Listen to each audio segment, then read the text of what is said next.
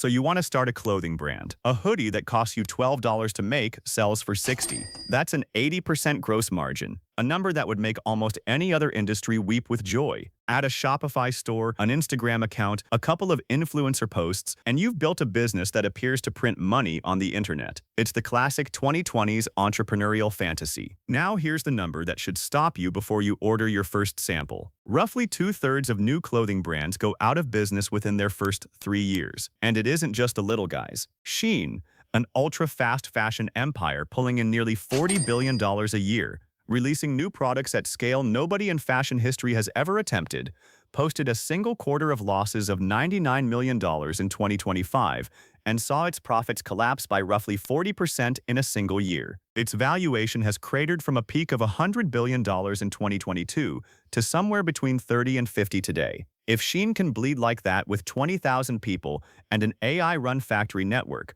what makes you think your Shopify hoodie brand will survive? And by the end of this, you'll understand why that 80% margin is one of the most misleading numbers in retail, why the ad platforms, not the factories, are the real winners of your business, and why building a clothing brand today is essentially a bet on your ability to outmaneuver a customer acquisition cost that never stops rising. Because a clothing brand is not really a fashion business. It's a customer acquisition business that happens to ship fabric. The clothes are the excuse.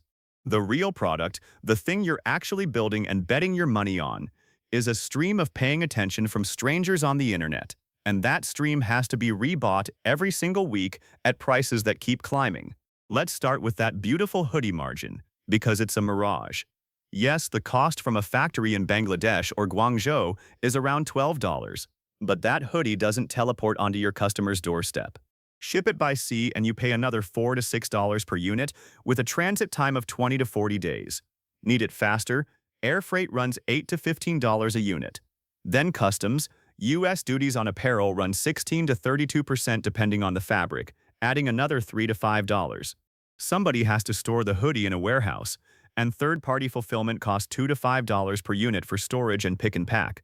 When the sale finally happens, the payment processor takes about 2.9% plus 30 cents, over $2 on a $60 sale, gone automatically.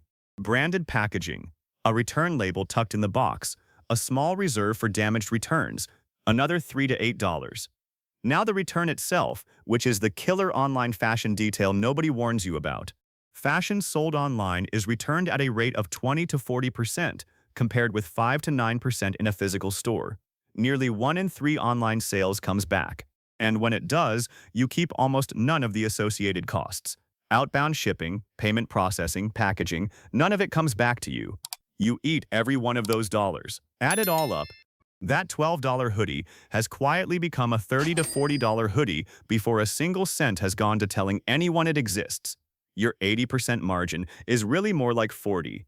And the thing that eats what's left is coming for you next. Because now you have to acquire customers, get a stranger on the internet to type in their credit card. And this is the number that has broken more clothing brands than bad taste, bad manufacturing, and bad timing put together.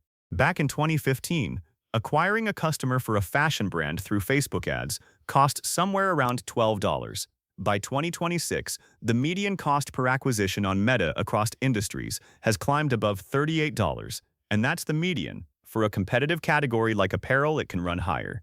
Meta's own CPMs, the cost per 1,000 ad impressions, jumped roughly 20% year over year in 2026 alone. There is a specific date that broke this business, and it matters. April 2021, Apple rolled out iOS 14.5, which let iPhone users opt out of being tracked across apps. Roughly 3/4 of them did. Overnight, the ad platforms went partially blind. They could no longer see nearly as clearly who was likely to buy, which meant they had to burn 2 to 3 times more ad spend to produce the same number of sales. Meta has spent years rebuilding with AI models that infer what tracking used to observe, and CPMs have stabilized somewhat. But they never went back to 2015 levels, and they never will. Cold traffic, people who've never heard of you and are seeing your ad for the first time, converts into a sale only 1 to 2% of the time, which means 98 to 99% of every dollar you spend reaching new humans generates zero revenue. Now run the math on one transaction and watch the industry collapse. A $60 hoodie, real landed cost around $35, leaves 25 that looks like profit. But if it cost you 45 in ads to bring that one customer to your website, you didn't make 25. You lost 20 on the sale that was supposed to be your win. First-time founders, excited by a good week, throw $20,000 or $50,000 into ads before they've actually proven that anyone outside their friends and family wants the product. They're pouring gasoline on a fire before checking whether there's any wood underneath. So if every new customer costs you money on the first order, how does anyone in this business survive? Here's the counterintuitive answer, and it's the most important idea in the whole industry. Some of the most successful businesses on earth built themselves by deliberately losing money on the first purchase. Amazon perfected this. Spend more to acquire a customer than the first order is worth, because the goal was never the first order, the goal is every order after it. This is measured as lifetime value. If losing $40 gets you a customer who comes back 4 times, you didn't lose 40, you made closer to 120. And the tool that makes this math work is not paid advertising at all. It's email and text marketing. Platforms like Klaviyo generate 30 to 40% of total revenue for mature brands, and the cost per message is a rounding error compared to running ads. No auction, no bidding against Nike for attention, just a direct line to people who already chose to buy from you once. But here's the catch that guts most new brands. The repeat purchase rate in apparel sits around 20 to 30%, which means 70 to 80% of the people you paid so much to acquire buy exactly one time and vanish forever. Your entire survival depends on converting strangers into repeat customers, and the industry average tells you most brands never manage it. Some brands try subscriptions to lock in that second purchase automatically, but subscriptions make a fashion label feel less special, less like something you chose, and more like something you're stuck in. Others fall back on discounting, 10 to 30% off, just to bring people back. Except every discount you send trains your customer to wait for the next one, instead of paying full price again. You've quietly re-anchored your entire brand around a lower number, and clawing that number back later is nearly impossible. If loyalty is really the only path to profit, why is it so hard? Because nobody is actually buying cotton. A plain hoodie can be manufactured by 1,000 different factories at the same price. What separates a $60 hoodie from a $12 one isn't the fabric, it's the story wrapped around it. Successful clothing brands spend 15 to 30% of their entire revenue on content, photography, video, creative direction. A single professional photo shoot with models and a location can cost anywhere from $2,000 to $15,000. And that's one shoot, one drop, one moment. Look at Gymshark, the poster child everyone points to. Ben Francis started it in his parents' garage in 2012, printing logos onto gym clothes by hand. By 2020, he sold a 21% stake to private equity at a $1.45 billion valuation. By 2024, Gymshark was pulling in over £600 million a year in revenue. And Francis himself, a former Pizza Hut delivery driver, now the CEO of what is essentially a t-shirt company, became one of Britain's youngest self-made billionaires, with a net worth around $1.4 billion. Meanwhile, in the same window, hundreds of nearly identical activewear brands quietly shut down. Same category, same margins on paper, same factories, wildly different outcomes. The difference wasn't better hoodies. Gymshark was one of the first brands to figure out that it wasn't selling athletic wear, it was selling belonging. Every gym selfie tagged with the brand, every YouTube video Francis posted about his own journey, every partnership with a fitness influencer became free content that pulled people in without paying the ad platforms. Gymshark discovered it was a media company that happened to sell clothing, and the ones that never made that leap died. Which brings us to the newest, most brutal threat to any small clothing brand, the copycat economy that nobody can outrun. Shein can take a design that's trending right now and have a version of it in stores in about 3 weeks. It uploads somewhere between 2,000 and 10,000 new products every single day. Many of them are lifted directly from small, independent designers who spent months developing the original. And here's what surprises most new founders when they find out. There is almost no legal protection for the actual design of a piece of clothing. In the United States, clothing is treated as a useful article whose primary purpose is to cover a body, and functional objects generally can't be copyrighted. The 2017 Supreme Court case, Star Athletica v. Burfour, Varsity Brands, drew the actual line. A graphic printed on a shirt is protectable. A printed pattern is protectable, but the cut, the silhouette, the shape of the garment itself is not. So the moment your independent brand posts a trending piece on TikTok, a Shein version can appear online within weeks at a fraction of the price. The better your product does, the faster the copies arrive. Even a genuinely successful design usually has an active commercial life of only 3 to 6 months before the market saturates with knockoffs. Then, in 2025, the whole ultra-fast fashion model took a hit nobody saw coming. For decades, an obscure trade rule called de minimis allowed packages worth under $800 to enter the United States duty-free. Shein and Temu built their entire American businesses on it, together responsible for roughly a third of all such packages entering the U.S. In 2024 alone, more than 1.36 billion de minimis packages hit American shores. Then, in the spring and summer of 2025, President Trump ended the exemption, first for China, then globally by August 2025. Overnight, every low-value package from these platforms had to be tariffed and processed like any other import. Shein's Q2 2025 numbers show what that did. A $99 million loss, sales growth slowing, and prices jumping across their app.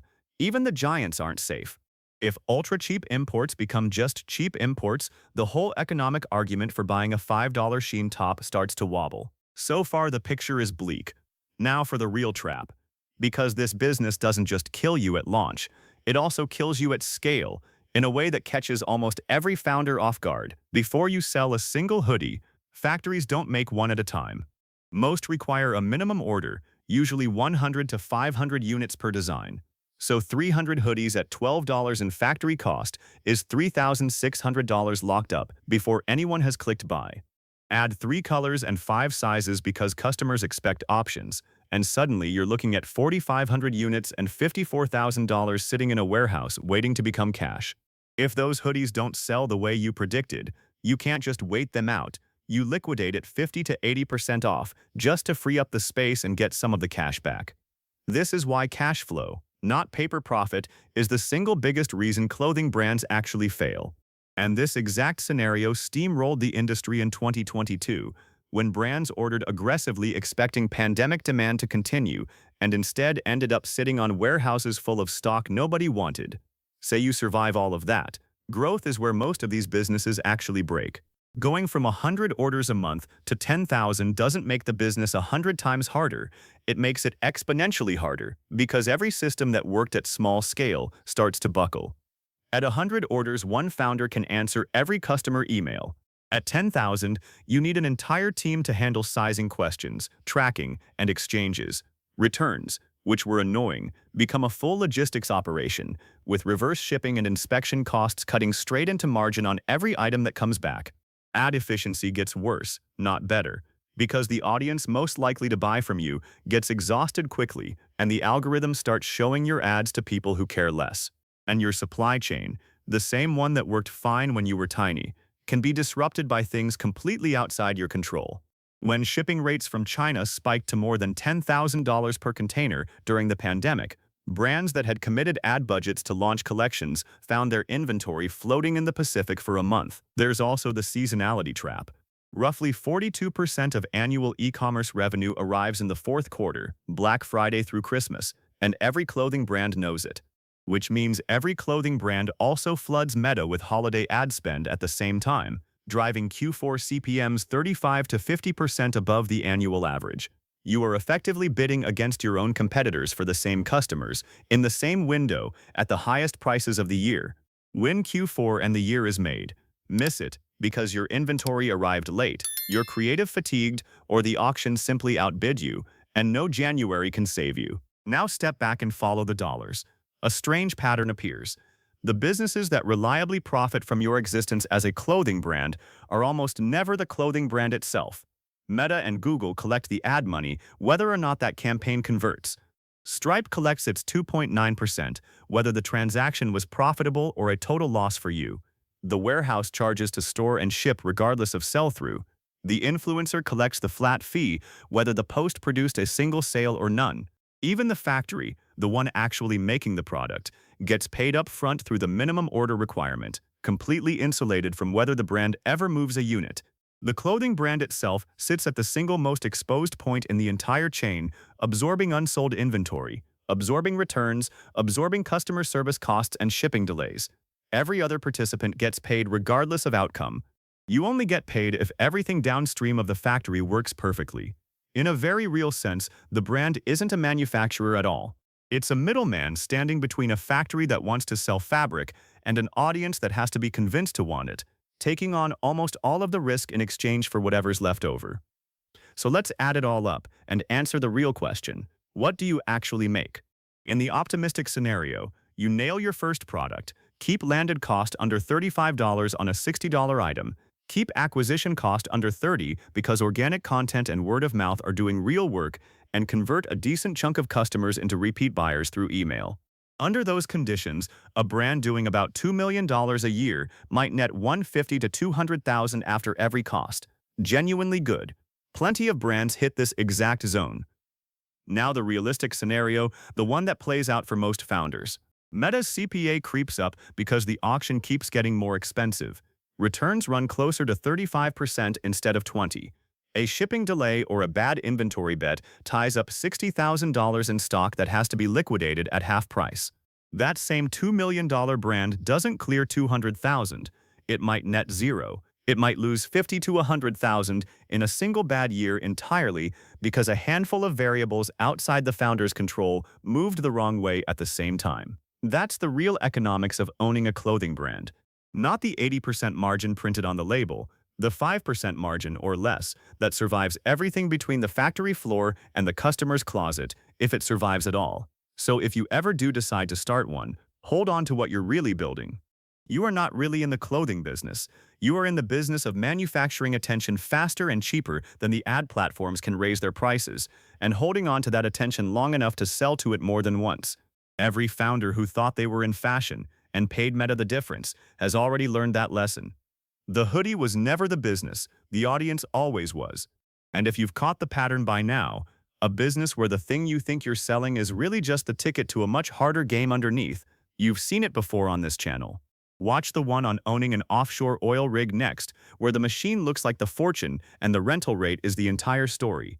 Then the one on owning a nightclub, where the drinks are just the receipt for something you can't see. It's the same trap wearing a different building every time.